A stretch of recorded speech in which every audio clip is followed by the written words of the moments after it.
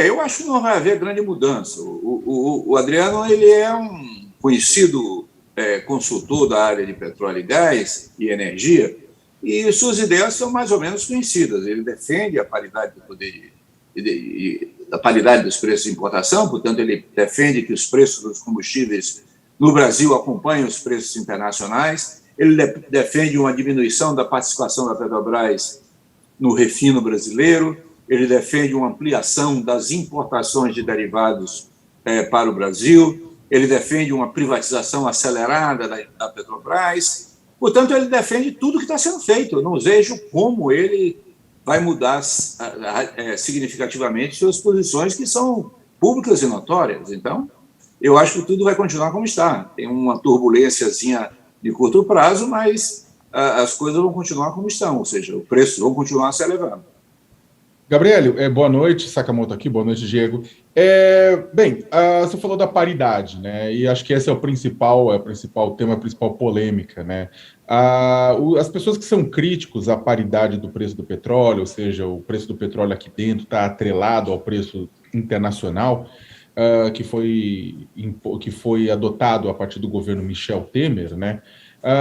Fala que se isso não ocorrer, vai gerar uma escassez de diesel e de gasolina no Brasil, ou seja, a ameaça de que se for adotado, finalizada, for a paridade não for adotada, vai faltar combustível no Brasil de uma hora para outra. Como é que é a sua avaliação? Na época de Dilma Rousseff, de Lula, não havia esse mecanismo. Qual que é a sua avaliação do impacto desse mecanismo hoje e se é possível reverter sem essa falta de combustíveis? Olha, nós entramos numa situação muito difícil, porque nos últimos 6 anos nós reduzimos a utilização das refinarias, aumentamos as importações, criamos cerca de 400 importadores de derivados no Brasil e, portanto, tornamos o país um país fortemente dependente de importações. Nós importamos cerca de 25% da nossa gasolina e 25% do nosso diesel, principalmente dos Estados Unidos, e importamos cerca de 30% de nosso carro de cozinha. No passado, nós chegamos a ser exportadores de gasolina, éramos importadores em menor quantidade do diesel e éramos importadores de GLP.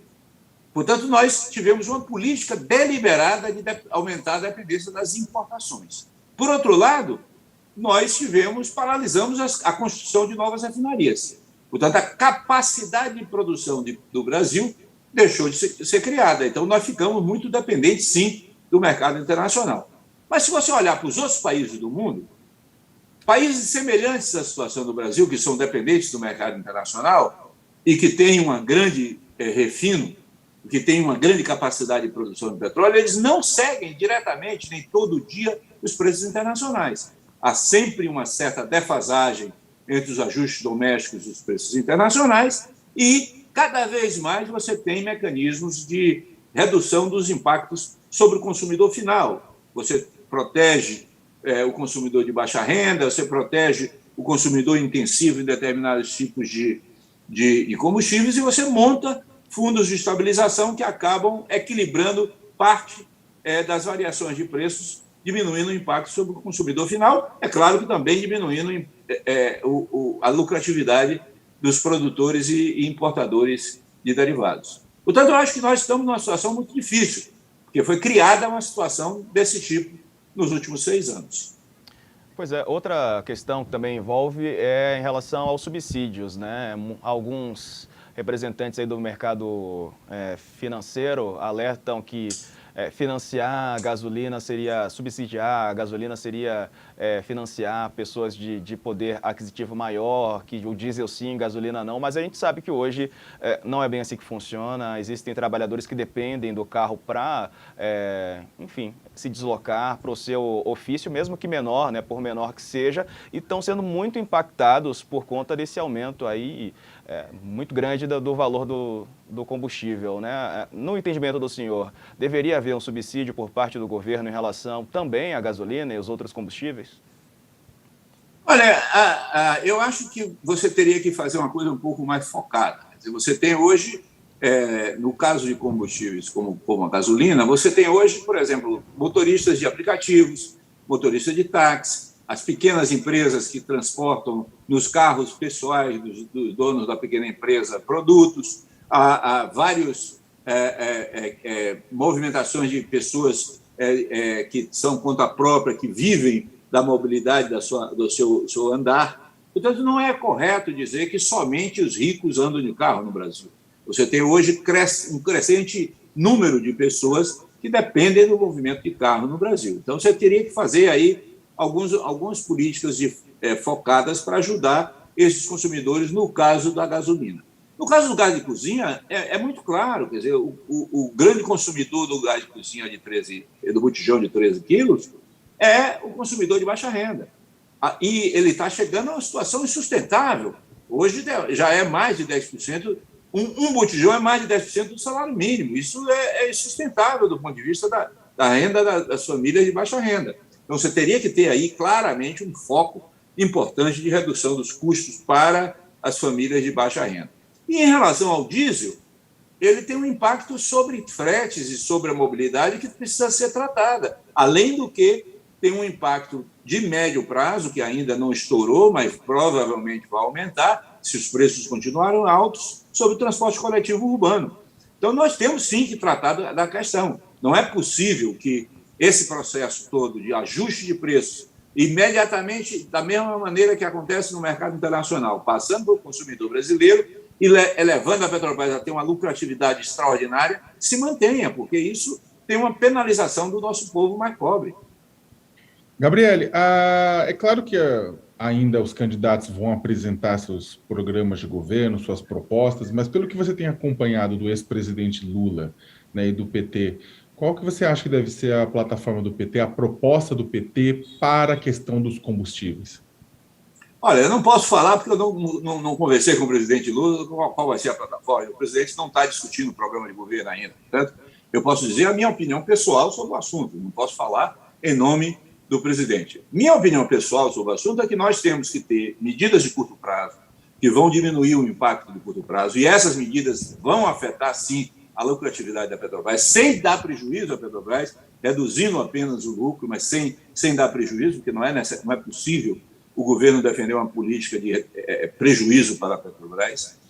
Acho que nós temos que pensar seriamente em planejar o mais rápido possível a ampliação da capacidade de refino no Brasil para diminuir nossa dependência das importações de derivados. Acho que nós temos que retomar a ideia de utilizar o máximo possível o petróleo brasileiro nas refinarias brasileiras, ampliando a capacidade delas processarem o petróleo brasileiro. Elas já estão processando cerca de 92%, 93% da carga processada das refinarias já é petróleo brasileiro. Isso faz com que o custo de produção seja um custo de produção no Brasil, e esse custo de produção no Brasil é muito baixo comparativamente aos preços internacionais, o que dá uma rentabilidade enorme para a Petrobras e, portanto, permite a ela ajustar um pouco a sua lucratividade. E, por fim, eu acho que é necessário pensar no médio e longo prazo e nós temos que caminhar para ampliar a transição energética. Nós temos que ampliar o uso de combustíveis fósseis, nós temos que ter políticas de expansão da frota elétrica, nós temos que ampliar o uso de transporte coletivo mais do que o transporte individual, nós temos que expandir a utilização da ferrovia versus a rodovia, mas isso são medidas de médio e longo prazo.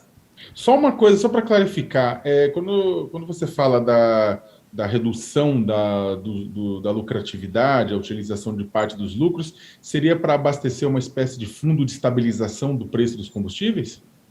Não, eu falo diretamente você forçar a uma cobrança de impostos, por exemplo, sobre exportações, porque ao cobrar imposto sobre exportações, você reduz a lucratividade das exportações de petróleo. Eu falo na possibilidade de você ter uma tributação extraordinária na área de imposto de renda, pessoa jurídica, considerando o que vários países do mundo já adotam, que é lucros extraordinários em determinados setores que não vêm da atividade específica do setor. Só para você saber um pouco relativamente à lucratividade da Petrobras, agora em 2021, a rentabilidade do patrimônio líquido da Petrobras foi algo em torno de 23%. A média das grandes empresas é em torno de 9,5%. Então, a Petrobras tem o dobro da lucratividade das outras empresas. Tem quase o triplo da BP, por exemplo, da British Petroleum da Inglaterra. Então, a Petrobras está com uma lucratividade muito acima do que as suas empresas de petróleo do mundo. Além de estarem muito acima das empresas de petróleo do mundo, a proporção do lucro que é distribuída como dividendos e não reinvestida para aumentar a capacidade da empresa e aumentar o seu valor no longo prazo é altíssima. O lucro da Petrobras em 2021 foi de 106 bilhões de reais. Ela distribui como dividendo 101, retendo apenas 5 bilhões. O que é uma coisa muito extraordinária em relação às empresas de petróleo do mundo.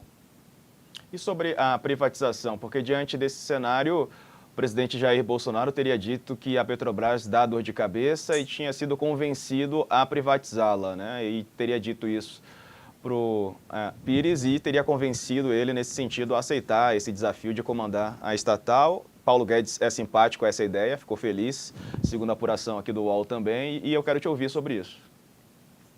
Olha, a privatização agrava esse problema. Nós estamos vivendo isso agora. Foi privatizada, em termo brasileiro, apesar de que o comprador é uma empresa estatal, é um fundo soberano árabe, dos Emirados Árabes, né? A refinaria da Bahia. Se você olhar o comportamento dos preços da refinaria da Bahia versus o comportamento dos preços das refinarias da Petrobras, a refinaria privada está aumentando mais do que a Petrobras. Portanto, privatizar significa radicalizar ainda mais esse processo de passar imediatamente os preços internacionais por preço doméstico, o que não acontece em nenhum país do mundo, nem nos Estados Unidos. Nem nos Estados Unidos, que controla as exportações, já chegou um período, os Estados Unidos, durante muito tempo, proibia a exportação de petróleo.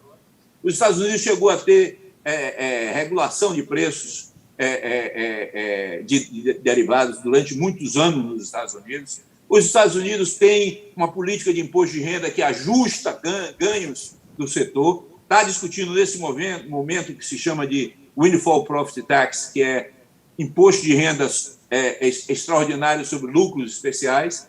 Então, e o Brasil está no contrário dessa direção. Está como se nós tivéssemos uma feira onde a competição é feita pela dona de casa que chega e o vendedor que vende. O petróleo não é assim.